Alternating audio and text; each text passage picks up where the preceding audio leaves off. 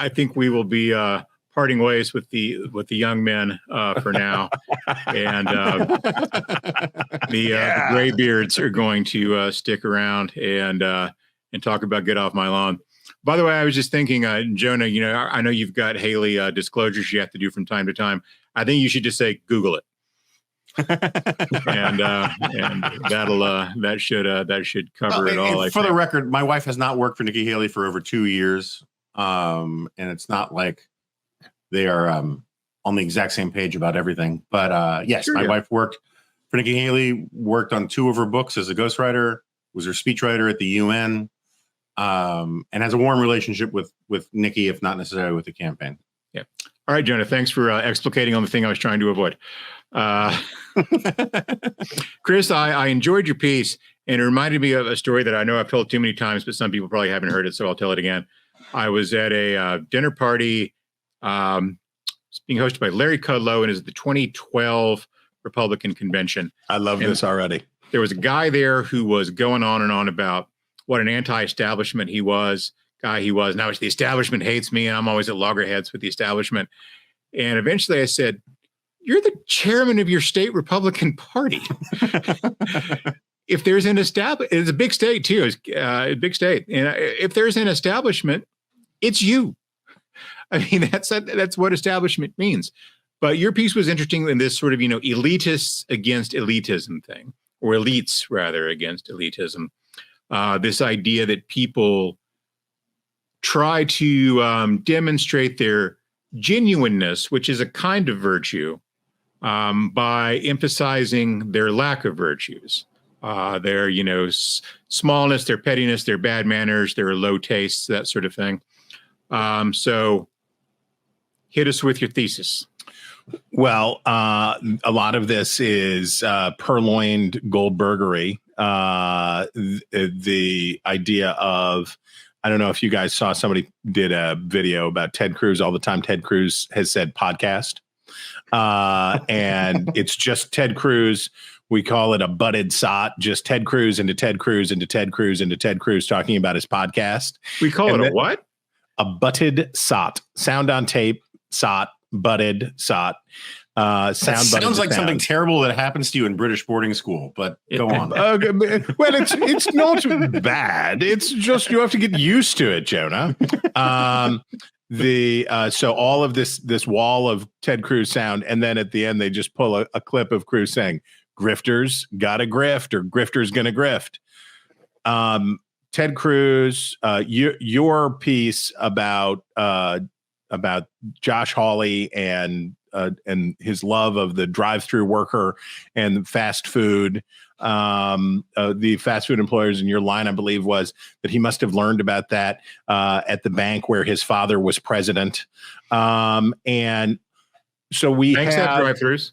Banks do have drive-throughs. They have the awesome pneumatic tube that I've always, you want to put a hamster in there and send it in for the people inside to scare somebody. But I think for performative crassness, boorishness, loudishness, and Peggy Noonan's great piece about the dress code in the Senate speaks to this as well, where, this crisis of adulthood, this world in which, and let me just go ahead since we're alone here. It's a baby boomer problem substantially. A lot of this was rooted in a generation of people who didn't want to grow up, didn't want to be the man, didn't want to do that stuff, didn't want to be square, right? What's the joke? I'm not a regular mom, I'm a cool mom. And a generation of people who didn't want to be like their parents and didn't want to do those things. If nobody does those things, then I think, Jonah, was it your piece, An Epidemic of Childishness? Was that the? Yeah. So this is stuff that you guys have plumbed at great length and with much keener insight than mine. But it definitely does feel like a moment, whether it's Lauren Boebert or whether it's just all of the trashy behavior. And what caught my eye was I was in Des Moines. I was doing a focus group out in Des Moines, and Des Moines, Iowa is a lovely town. I like Des Moines, Iowa. It's a very pleasant place to be. I like red meat. I like clean streets, and I like friendly people. And Des Moines got it all. And the vibe in Des Moines, hell yes, or Des Moines exceeding your already low expectations. And I thought, why are you being edgy, Des Moines? The whole point of you is to not be edgy. It's that you're competent and pleasant, and it's a nice place. And just I was struck by the desire in so many facets of American life today that people want to be a victim, and they want to demonstrate their victimhood by, as Dave Chappelle would say, keeping it real. Jonah? So I have many thoughts. One is I was actually just in Des Moines as well for our very own Declan Garvey's wedding.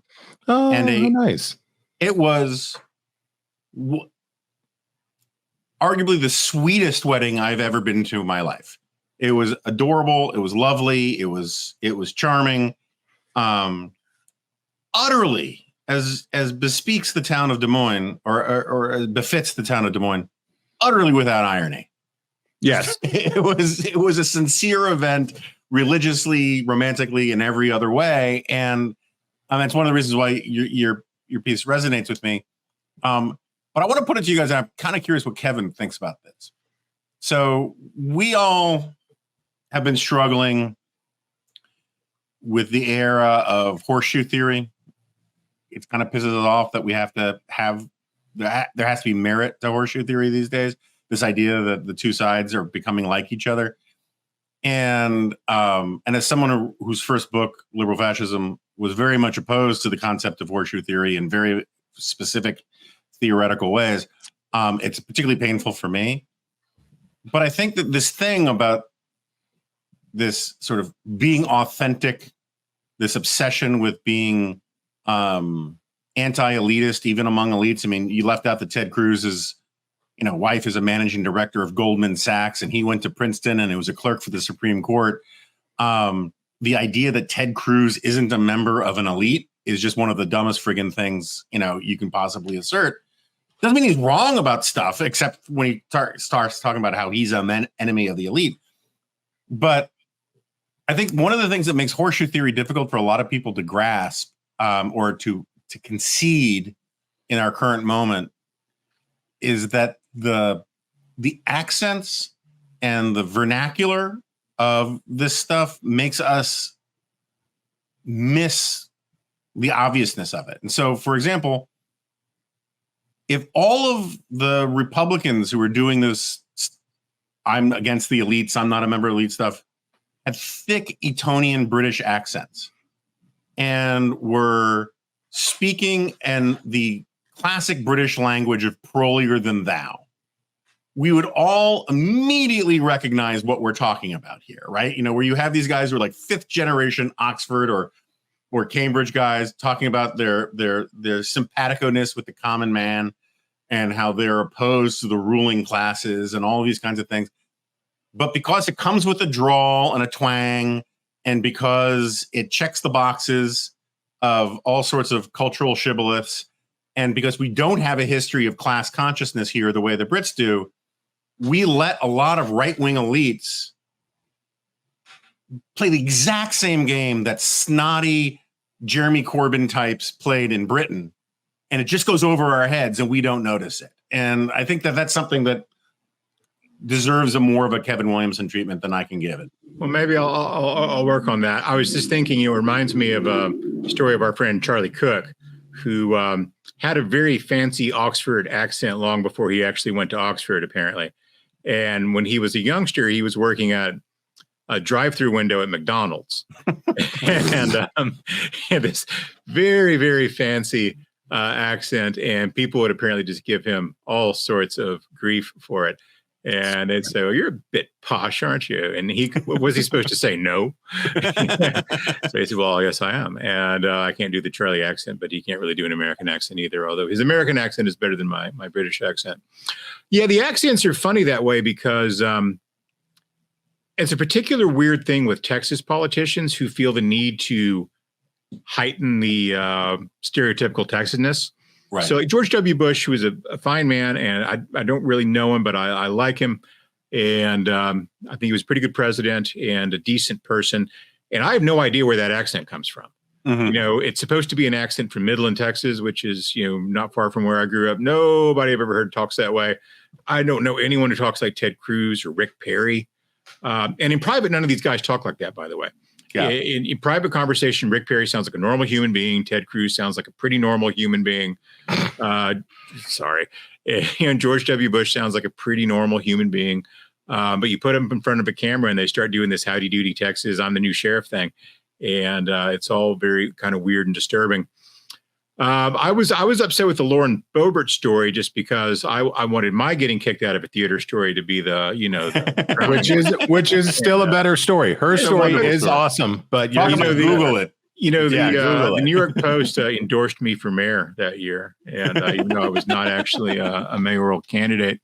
So here's the thing I wonder about this, though, and this is the more serious question. So the idea is to, I mean, it's self-serving, right? It's to build yourself up as a certain kind of character.